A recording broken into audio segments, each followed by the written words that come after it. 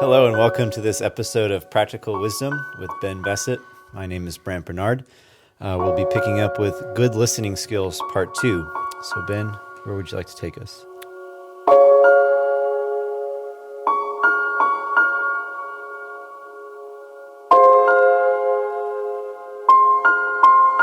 So there's three areas of focus when you're listening to a person that you want to be focused in on. The first one is their thoughts. So you want to be listening for how a person is thinking. What do they believe to be true about their situation? It's not so much of getting the information of what actually took place, especially if it's something that happened in the far past. You weren't there. It's going to be very hard to recreate or fully understand what happened. But you want to focus on their thoughts, on how they remember it, and how they're interpreting what took place in the past. So that's the first thing you want to do.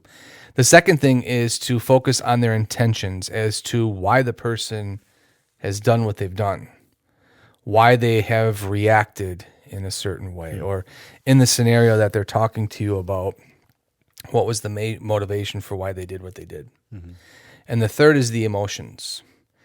Emotions are important. What were they feeling when they were going through the experience? Because what emotions do is emotions help us to interpret the thoughts. No thought is just a thought on its own. The reaction is our emotion to it. And how we feel at the moment is kind of interpreting what is going through our mind. For instance, if you think of somebody who's bored and they're tapping their foot and they're tapping their finger, well, they're feeling, they're bored. Their emotions are showing, they're overflowing. So the emotions that they're expressing are demonstrating what's going through their head. They're not being intellectually stimulated. This isn't something that they're interested in. So you can see how the emotions tie directly into the thoughts. So these three things, the thoughts, the intentions, and the emotions.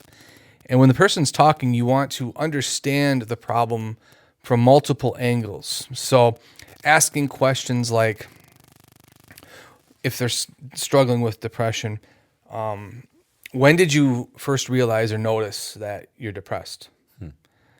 How long have you been dealing with the problem? How often does it occur?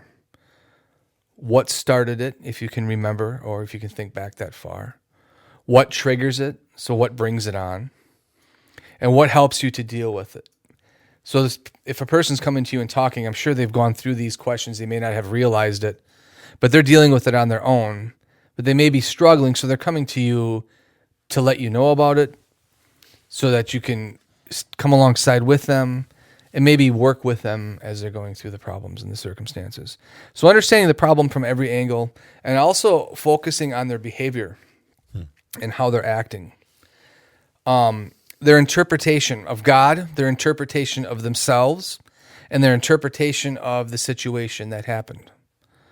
So when they're sitting down, and if let's just say you're going through, somebody is fighting with somebody else over, they're disagreeing about something, and you're sitting down, and maybe you're one-on-one with them. How is the person talking?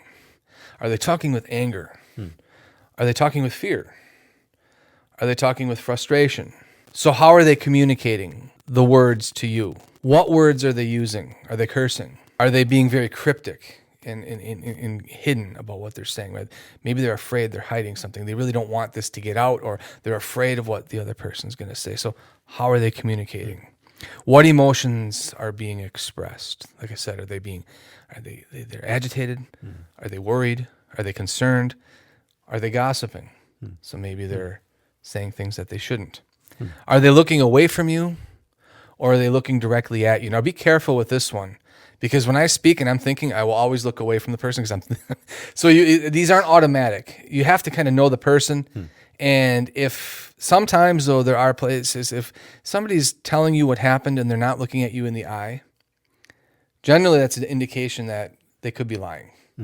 If you've ever seen somebody who's truly sincere and wants you to believe it, they're looking at you and they're, right. Look, this is what I saw. You can tell that, okay, this person's being genuine. Yeah. So the eye contact is an important thing.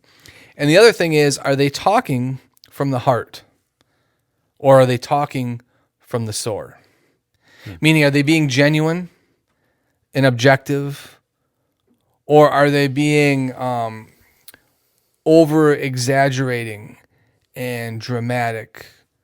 So are they talking to you from their actual concern, or are they venting to you because they're in pain and they're talking from the sore?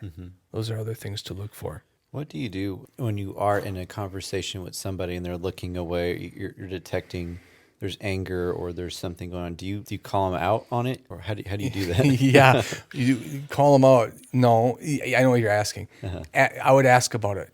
So you could say like this, like, I noticed that you've kind of been looking to the side when you've been telling me that. Is there something behind that? Or, is that just kind of a habit you do? Or, just ask them about it, inquire about it. A direct confrontation, I know that's not what you meant, but sometimes people do. Like, hey, you're not looking at me. You're just going to instigate the individual. But look into it. Ask them about it. They say, hey, I've noticed you're doing this. Is there something behind that? Oh, no, when I get nervous, I can't look at anybody in the eye. And, okay, take that into consideration. Okay. Yeah. So with this being said, you want to listen to the key words as well. Some people will say, I'm always angry, or I'm always scared, or I'm frustrated. So these are also interpretive keys as to their experience of the whole situation.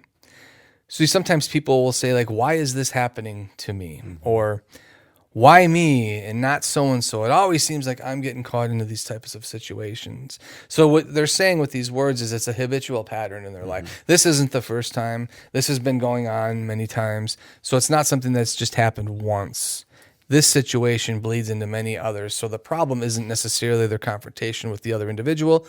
The problem is most likely how they come across on how their behavior has been causing these situations to happen in the past. So these are key interpretive phrases like this. On that, the word always is dangerous to use, right?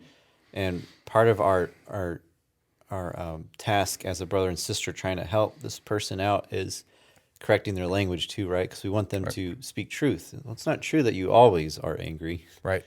And helping them understand that too. Exactly. What do you mean by always? Yeah. Is it all the time? Is it most of the time? Is it sometimes, or is it just in this scenario and you make it? So the over-exaggerating. When people are in an emotional state and their emotions are high, they're going to use exaggerative language. So again, that's a good question. Going into this now, self-talk. People saying, well, I'm a failure. I've always failed. My parents have told me I'm a failure. I've lived up to their expectations. I can never get anything right. People say that a lot. Or it's too late to change. I've been living this way my whole life. I've hurt so many people. Or then you have people saying, I really don't care about myself anymore. I've messed up my life. I just care about my kids. And I've heard that a lot when I was in jail ministry.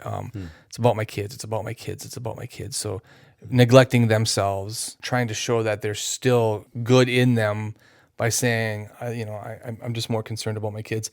These type of self-deprecating thoughts, what you're hearing is a lack of hope in the person. But what you're also hearing is they're thinking too much about themselves. And when you think too much about yourself and you dwell on yourself and you're constantly going over your problems and your situations, it becomes more hopeless and more hopeless. The more you are sounding like you're trying to be self-righteous, the more self-righteous you're actually being. So you're, instead of emptying yourself and attaching yourself to Christ or attaching yourself to biblical principles, you're actually filling yourself with more of yourself by talking bad about yourself. It might sound like somebody's trying to be humble or trying to be honest, but what they're actually doing, they're self-absorbed, but they're using words that try to make it look like they're focused about their kids or trying to blame their parents. They're focused on themselves too much. And that's the problem. Whenever you're focused yourself and you're worried about yourself and you're constantly, your mind is on your problems, it's not on Christ. Your anxiety has overtaken you. Your focus has shifted from the Lord to your problem, and you're making the problem 3, 4, 5 times bigger than it actually is. That's what, when listening to these words, they kind of give you how they're interpreting where God is in their life, where they are in their life, and they're in a state of disequilibrium because they're so introspective. And the more introspective we are, the more chaotic life gets. I think you said it well. They're interpretive keys. Lock onto them, and you can open up doors there. Yes. Same thing when they say, where is God? Why did God allow this to happen to me? He can't hear me, or he stopped listening a long time ago. Those are interpretive keys as to their theology of who God is. So when we read the scriptures, that's not the God we see. But when we interpret things from our experience to God, We distort him every single time. So there's these distortions about God that people get when bad things happen. They see God as a black cloud over the top of them, ready to rain down fire and brimstone. They understand God in a perspective that's not biblical. So again, these are things that when you hear them, you can jot them down. You're going to hear maybe 4, 5, 6 different things that come up that are out of sync with Scripture. But what you want to do is maintain on the focus on the primary thing. Their relationship with God, their understanding of who God is, their relationship with other individuals, and then from there you can correct the things that spin off from that. So that's pretty much it, just 3 principles to remember. The Bible never shows that God's in a hurry to fix. And this is important because God, we've covered this before on painful grace. God will allow us to experience pain because we have sin in our life that has to be removed. It's kind of like if you've walked with a stone in your shoe for enough period of time, you're going to finally take the shoe off and hit it on the ground to get it out. We carry our sin with us. We're stubborn with that sin. We may not notice or recognize that sin. And these are warning signs. So when we have trials like this in life, it's actually God's grace working in our lives to create an awareness or to create a motivation, see the need for us to change. That's the first one. Second, this is he allows this trial to flush it out. And the third one is we must always take the time to thoroughly ask, to thoroughly listen, to thoroughly think and assess and interpret what the person's experiencing. Any time of the day, the Scripture says we can go to the Lord in prayer. We wake up at 2 a.m., midnight, whatever it is, the Lord is always there for us. So we want to reciprocate that kind of love to somebody else who's in need. Well, that's very good. Thank you, Ben. And thank you for joining us on this episode of Practical Wisdom. And we look forward to having you next time. Thank you. Thanks.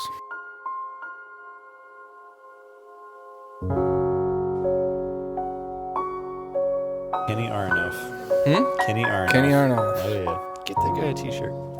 No, give that kid $1. Oh, they get a kid $1. Yeah, he threw me a t-shirt, though. It was a Tama drum t-shirt. Nice. Tama. Oh, yeah. Remember Tama? Oh, yeah. You don't? You don't burn a lot of calories in ministry either. Don't. You have a little bicycle under your desk. Huh? Those little bicycles? Well, you can sit on and bike? Yeah, a pedal. That's what I need. Never heard of them. You have a bike, a little bicycle, don't you? Yeah, did you call my Harley a little bike? Anyways, we're on camera, Brandt. Oh, sorry. Oh, are we recording? Yeah. I guess it will be.